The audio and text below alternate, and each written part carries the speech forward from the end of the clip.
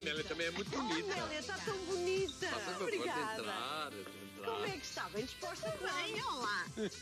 Tão bonita que está. Tão linda. Obrigada por me ter recebido Ora, na é, vossa casa.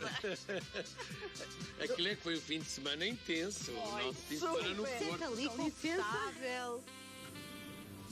Oh, Amélia, fez um sucesso neste fim de semana, não foi? Fiz, quer dizer, depois vi, porque eu nem tinha-me apercebido, eu só me apercebi ontem do que realmente aconteceu. Porque quando nós fazemos Olha as coisas... a Xaninha ali também. Olá, Xana. Beijinhos. Beijinhos. E eu, sobre a Xana, queria dizer que ela é uma pessoa adorável. E é mesmo. Vocês têm uma intérprete adorável. Sim. Muito especial. Ela foi uma verdadeira amiga, cúmplice, que é uma coisa que profissionalmente, infelizmente, nem sempre acontece. Foi. E eu senti-me super grata por isso. E, portanto, quero aqui dar os meus parabéns à Xana, para além do trabalho brilhante que ela faz, o coração bondoso que ela tem. É Isso verdade. não é para toda a gente. É a Pronto, nossa isto tem que Xaninha, dizer. nós gostamos Xana! muito dela. Xana, beijinhos. Beijinho, um aplauso para a Xana. Ei.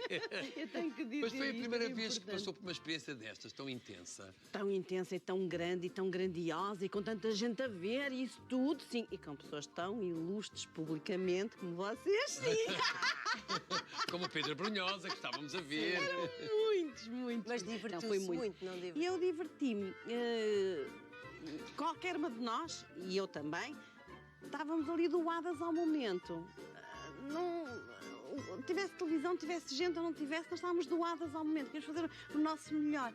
Porque onde eu estou, nem que eu esteja a varrer uma sala, eu estou no meu melhor. E quando estou a varrer, com todo o prazer do mundo a varrer. Portanto, esta coisa de estar sempre com muita paixão em tudo o que se está, faz com que as coisas, enfim, não Corram estamos bem. a pensar que corram bem. Depois, quando a gente se toca, só ontem é que me disseram: tu tens noção? Eu disse: noção de quê? Lá estão vocês a brincar comigo, estão-me a gozar e não sei o quê. Depois é que eu percebi que aquilo teve um impacto muito maior do que aquilo que eu pensava. Mas seja como for, entregamos todas, e eu entreguei-me também, ao momento, aos minutos, à música, à alegria.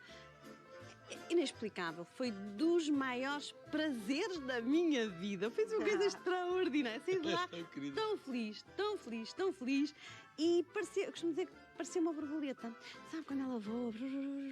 Quando eu saí de lá, estava assim meia borboleta. Cheguei a casa. Porque foi mesmo contentíssima, contagiante não sei a sua alegria de louvar também aqui esta iniciativa do continente, de ter a língua gestual.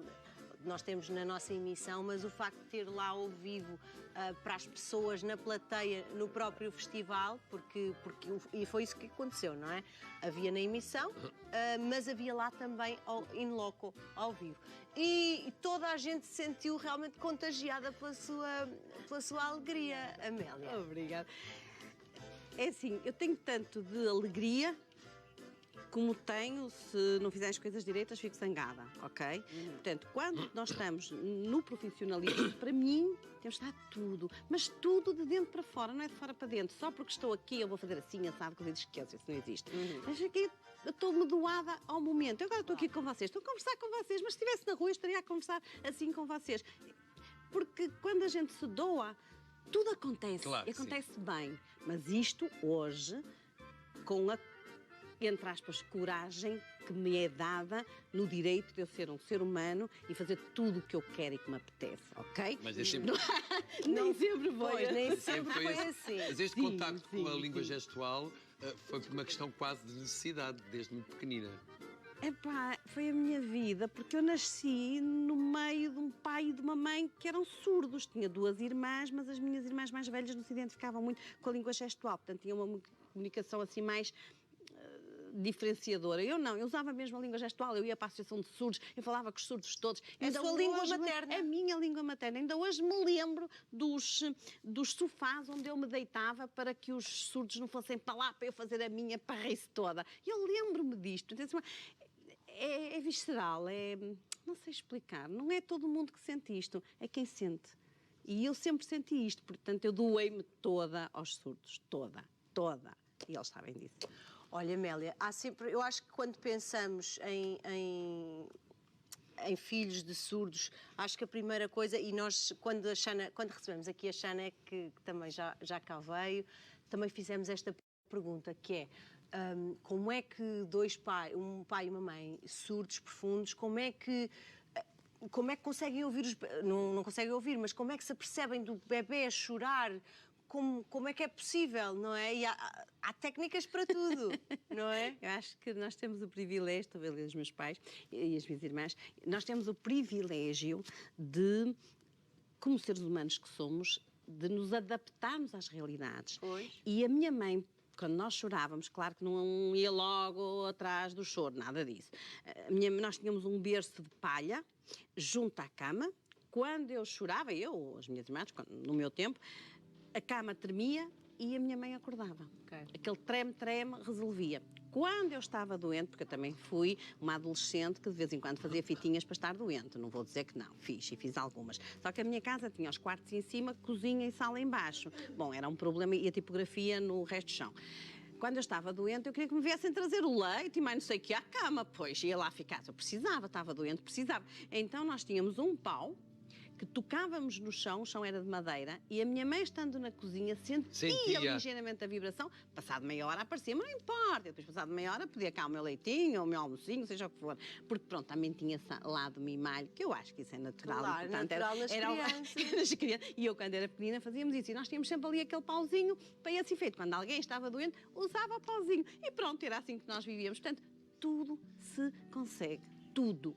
Desde que nós estejamos disponíveis para fazer acontecer. Mas a própria Amélia diz que acabou por não ter infância. Aquela infância... Isso foi por outra razão. Como eu me doei, isto deve ter a ver com as nossas almas e coisas assim. Como eu me doei toda para os surdos, sempre que era preciso, eu ia para todo lado com eles, ok? Quer em miúda, 10, 11 anos, eu costumo dizer que aos 11 anos conhecia melhor o Tribunal de São João Novo que sei lá o quê, porque eu já ia para o tribunal. Pois, mas ia ao tribunal fazer o quê? Fazer a tradução, porque havia um surdo, tinha um problema qualquer, e ele dizia, eu não consigo explicar, como é que eu vou fazer, não sei o quê. Podias vir comigo? E eu ia. Pronto, e lá explicava e não sei o quê, tudo com muita calma e não sei o quê. Pronto, e aquilo ainda não estava... Hoje é formalizado, mas naquele tempo não era formalizado. Não era, pois. Mas era preciso explicar o que o senhor tinha para dizer. Curiosamente, sempre homens, nunca mulheres. Nunca traduzi nenhuma mulher, porque nunca nenhuma mulher teve, nesses tempos, algum problema que exigisse ir ao tribunal. E, portanto, eu fazia aquela tradução. Mas, ao mesmo tempo, eu sofria, porque às vezes eu sabia que ele não estava a explicar bem a coisa. É assim, é mesmo assim. Ó, Sr. Juiz, pergunte desta maneira, faz favor. Mas para uma menina de 10, 11 anos fazer essa ligação e mesmo as autoridades confiarem não é, numa criança de 10, 11 anos para fazer essa... É uma responsabilidade muito grande. Nunca pensei nessa parte, porque acho que aquilo era tão intenso, tão vivo. Eu era mesmo gaiata. Mas é mais o peso da responsabilidade numa criança tão pequenina. E eu não senti esse peso. Pois. O juiz, provavelmente, ou lá quem fazia as perguntas, que eu já não lembro, já foi há tantos anos, quem fazia lá os inquéritos e não sei o quê, eu acho que da maneira que ele via a coisa acontecer, porque eu era mesmo gaiata. Claro, eu lembro-me na altura para mim ser juiz ou ser advogado, para mim eram todos iguais, queria lá saber. Eu era, mas, não é assim, não pergunta assim, senão não vai perceber. Pergunta desta maneira, por favor. Eu acho que eles fartaram-se de rir naquele tempo comigo. Mas pronto, mas eu dizia assim porque eu começava a bater os pés. Não é assim, não pergunta assim, porque assim ele não vai perceber. Vá lá, pergunta de outra maneira, faça favor. Ele olhava assim para mim e disse, esta rapariga maluca. Mas depois ele via tanta insistência, eu ficava tão aflita que ele, ok, vamos lá perguntar de outra maneira, afinal diz a mesma coisa, não sei o quê. Então eles tinham que conversar meia hora para uma coisa que eu já tinha resolvido em 2 minutos. Eles conversavam se a pergunta estava correta, se não é, aquelas coisas jurídicas, e pronto. E fui sempre assim e com muita alegria, porque não ajudei todos como poderia, eu digo sempre poderia ter ajudado, porque há formalidades que eu não pude ultrapassar, até chegar a um cigano e não sei o quê, pronto, ok, que morreu, eu não lembro, não interessa. Mas na maior parte eu sei que consegui transmitir aquilo que os surdos diziam, porque não basta o que eles querem dizer. É preciso perceber que o que se vai perguntar coaduna-se com a resposta correta, porque os surdos não têm aquela maldade de pensar no discurso. Ele diz o discurso, ele diz o que deve, porque é a língua gestual, ele diz. Mas a gente sabe que aquele dizer pode levar a outras interpretações. E eu então digo, ai, por favor, faça mais esta pergunta, por favor, ande lá. Porque eu sabia que aquela resposta não estava correta. Muitas vezes eu conhecia os casos e sabia que não era a resposta correta, mas também não podia responder por ele. Claro. Portanto, eu só podia pedir ao juiz para fazer essa pergunta. Mas não, Pronto. Mas como é que era a relação com os seus pais? Porque nessa altura havia alguns complexos pelo facto dos pais se relacionarem na sociedade e de serem surdos. Naquele tempo, infelizmente, chamavam a filha dos mudinhos, aquelas coisas todas que era normal. E o que mais me doeu foi a constante discriminação que faziam. Claro. Porquê?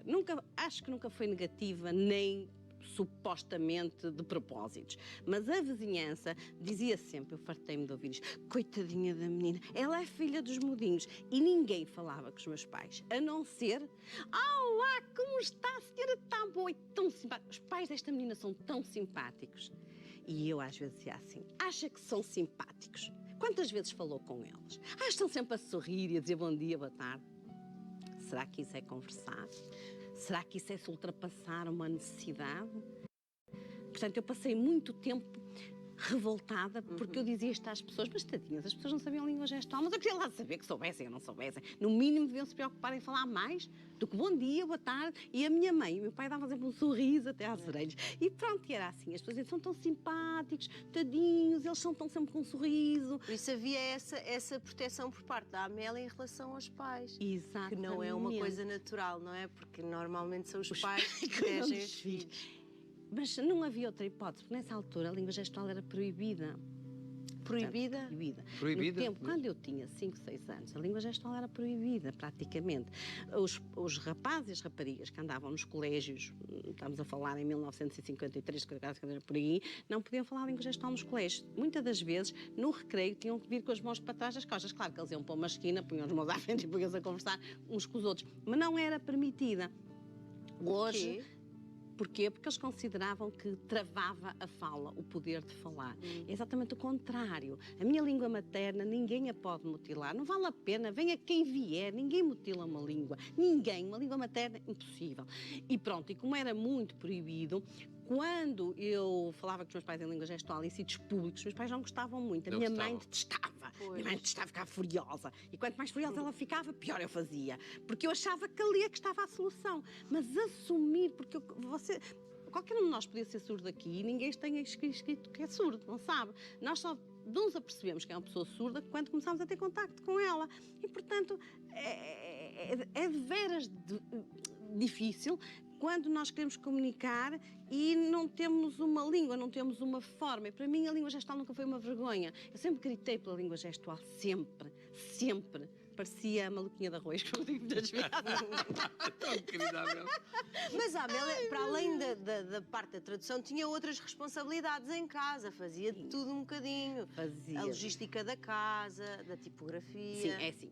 O meu pai tomava conta da tipografia. Eu até penso que o meu pai teria sido dos primeiros surdos a ter uma tipografia. Que grande responsabilidade. E a minha mãe era dona de casa, ok? E quando era preciso fazer compras, era a questão, aí é que as coisas surgiam. A minha mãe mandava-me fazer compras, eu tinha que fazer as compras. Só que a minha mãe usava palavras estranhas, ok? A minha mãe, em vez de dizer vai comprar grelos, dizia vai comprar ervas. E aí é que a porca dizia ao rabo. Desculpem, mas é mesmo assim. Eu feita gaiata aí com 7 anitos a correr. Ó, Sr. Barbosa, quero ervas. Ervas. Mas em tua casa come-se ervas. Eu assim, come, a minha mãe mandou comprar, não sei, dê-me as ervas. Não, aqui não há. Assim, que caraças, vinha para casa e aí a porca então é que surgia mesmo lá. Vinha com salsa. Não vinha com nada, que a minha mãe dava-me 2 galhetas e ela a correr à mercearia e pegar nos grelos. E ainda me dava com eles na cabeça. Como quem diga, rapariga, tu não sabes que é isto? Coitada de mim, sabia lá o que é. Eu não aliava os grelos à palavra ervas que a minha mãe dizia. Epá, pronto, não aliava. E a minha mãe ficava furiosa com a sua razão e pronto. Tudo isso foi muito difícil para uma miúda de 5, 6, 7, 8, 9 anos e por aí afora. Foi muito difícil, mas hoje eu sou uma privilegiada. Portanto. É uma privilegiada e este livro que acaba de lançar, Rasgar Silêncios, diz a Amélia também que é uma forma de se apaziguar com o passado. Sim. E também encontrar algum Alguma calma portanto, viver estes dias e o futuro de uma outra maneira. Sim. De que forma, Amélia? De que forma? Foi muito simples. Eu há 5 anos atrás, 6 mais ou menos, e eu tinha uma gaveta fechada, completamente fechada. Ninguém a conhecia.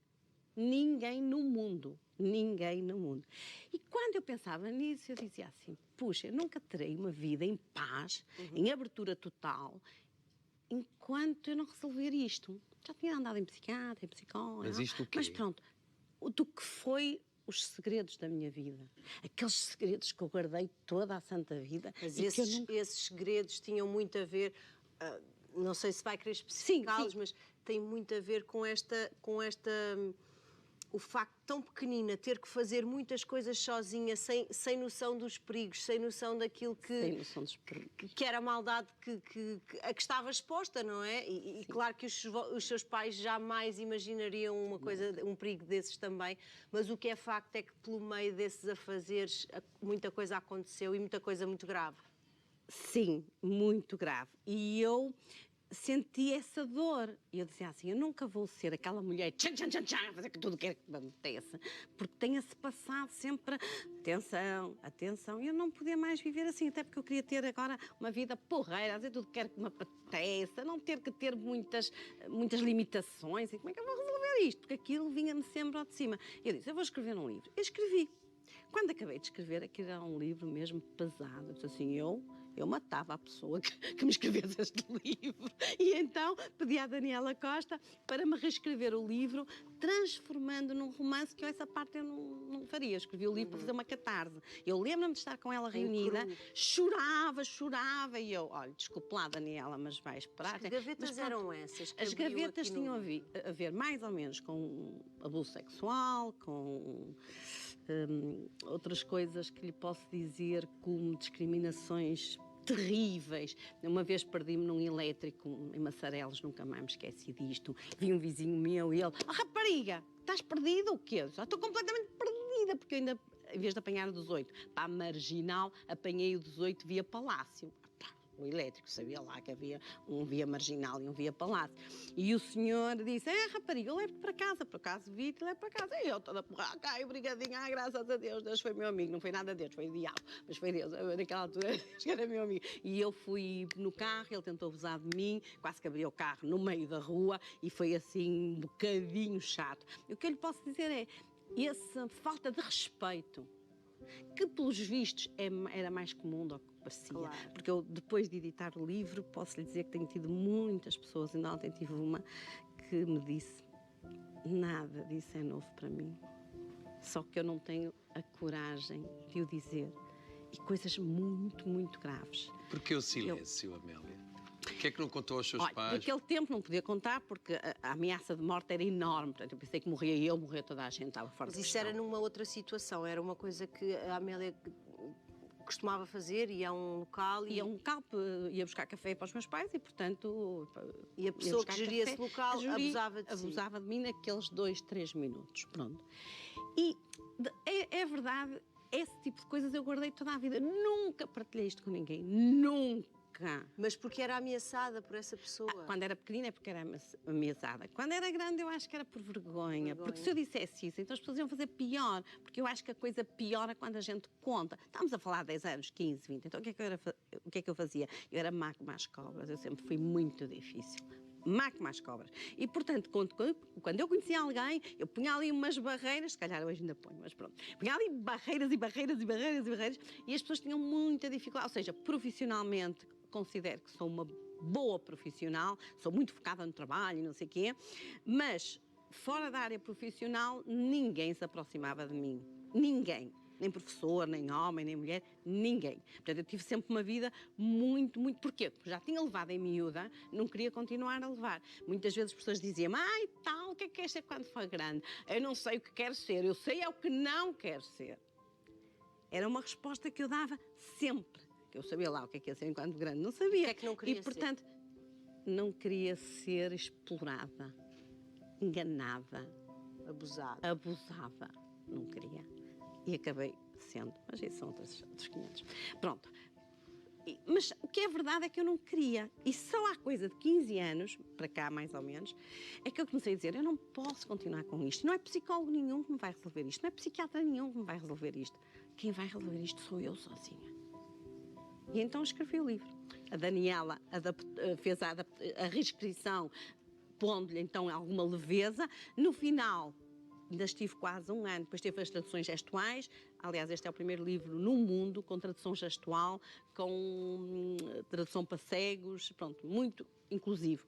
E porquê? Por denúncia. Eu quis denunciar. Eu fazia questão de denunciar. E a Daniela deu-lhe assim um ar, deu-lhe ali uma amarração romanceada que torna o livro mais bonito de se ler. Mais leve, mais bonito, mais agradável. E estou muito grata porque o livro é um bocadinho pesado. Superação. Eu digo sempre, todos nós podemos. Assim, aquela miúda tem sorte, aquela mulher tem sorte como eu não tenho sorte como caraças. E eu tento superar todos os dias as dificuldades que tenho. Mas houve um momento que programou o seu próprio suicídio porque chegou a um limite tal... Sim, mas eu tinha 14 anos. E eu achava que Deus não me queria nesta terra. E quando nós temos essa certeza, porque a questão é essa, é quando a sua achava convicção... isso? Porque a vida era difícil. Pelas maldades a que estava sujeita? Sim, sim. Eu acho que, de facto, se calhar não eram assim tão grandes, mas para mim elas eram assim, puxa, tu esta vida inteira, Deus não me quer cá. Se calhar tenho outra coisa para fazer noutro sítio. Mas eu planeei com um carinho, com um amor, olha, dei tudo de mim. Tudo! Portanto, eu tinha a certeza que aquele dia, aquela coisa ia acontecer. Eu tinha a certeza absoluta. E foi completamente ao limite. Mas a partir daí, e porque afinal Deus não queria que desaparecesse... É verdade, é verdade, é verdade. Sobreviveu, portanto. Sobreviveu. E apesar de todas as barreiras de que falou há pouco, casou, teve filho, duas filhas maravilhosas, a quem roubo muito tempo por causa dos surdos, eu sei, mas eu digo-lhes sempre, tenham paciência, não há hipótese, os surdos farão sempre parte da minha vida. Eu sei que elas ficam lixadas, como se diz no Porto, às vezes, a minha mãe, não quero saber. Mas elas vivem também no Porto? Podemos entrar? Podem entrar. Ver, Amélia. Ai, não posso acreditar. Estas minhas lindas, eu vou lá. Olá, procuro alguém. Olá. São filhas de quem? Da Amélia. Olá. Olá. Passam para poder entrar. Gira aquelas Amélia. Ai, não posso Dá um beijinho à mãe. Eu não posso acreditar. Ai, não posso acreditar. Não estava à espera. Ai, não posso acreditar. Ai, eu não posso acreditar. Então vamos lá saber. Vamos lá. Apresente lá as suas filhas, Amélia. Ai, eu não posso acreditar. São bonitas como... Tão linda. A Matilde, que é a minha filha de 32 anos. De quanto? 32. 32? Não está enganada. 32. Porque eu ia dizer assim, como é que tem uma neta com É duas... isso, eu estava a pensar no mesmo, mas também tem uma neta, deve ser 32 anos e a Matilde. E a Madalena com 20. Com 20. 20 Com 20. 20. Ela 22, 20 certinhos, certinhos. O que é que tem a dizer desta mãe? Que é uma comunicadora Nada. extraordinária. Ela fazia o programa aqui mais lá. Não ficava aqui. Não, mas é uma guerreira, acima de tudo. É uma guerreira. Sim. Já leram o livro? Já. Madalena, Acho que já leu? primeiro que toda a gente. Já, claro. Não, porque elas tinham que saber. Sim. Claro. Ela nem sonhava. Ela tinha que saber. E essa foi a parte que mais me custou. Ela ter que se confrontar com isto, para mim foi terrível. Mas tinha que ser. Depois com ela falei e tal. Mas pronto, eu já não choro há muito tempo. Foi incrível. Eu já não choro há muito tempo sobre estas coisas. Mas isto foi muito forte. Foi uma emoção gigante. Eu não estava à espera mesmo. Não...